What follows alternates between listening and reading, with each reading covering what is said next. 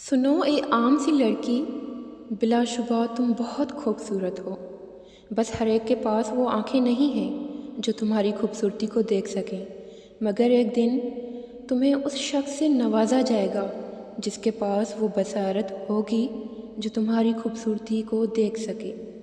پھر تم دنیا بھر کے لیے بھلے عام سی ہی لڑکی ہو، مگر وہ تمہیں یہی کہہ کر پکارے گا، سنو اے چاند سی لڑکی۔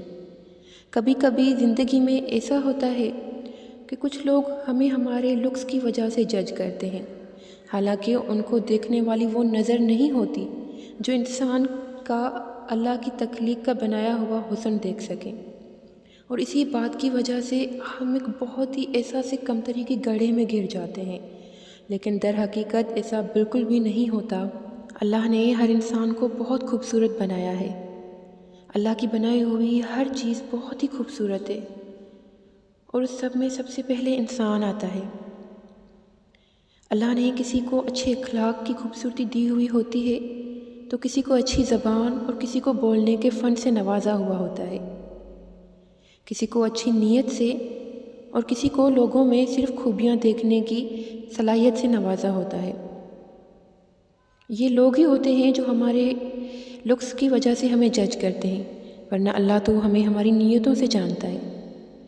بھلا ایسے چہرے کا کیا کرنا، ایسی خوبصورتی کا کیا کرنا جس کی نیت بری ہو، جو لوگوں کے لیے دل میں بھلائی نہ رکھتا ہو، جو لوگوں کا برا کرنا چاہتا ہو؟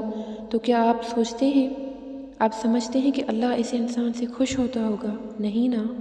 ہمیں انسان کی اس کی باہری بناوٹ سے اس کا نہیں اندازہ لگانا چاہیے کہ یہ انسان کیسا ہوگا، بلکہ ہمیں اس کے اخلاق دیکھنے چاہیے، اس کی زبان کی خوبصورتی دیکھنی چاہیے کہ جس سے زندگی خوبصورت بنتی ہے۔ زندگی شکل سے نہیں بلکہ اخلاق سے بنتی ہے۔ اور میری پیاریوں، یقین کرو اللہ نے آپ کو بہت خوبصورت بنایا ہے۔ آپ کو لوگوں کی تعریفی سرٹیفکیٹ کی ضرورت نہیں، آپ کو اللہ نے بنایا ہے، اور اللہ کی ساری بنائی ہوئی چیزیں بہت ہی خوبصورت ہیں، خاص کر آپ۔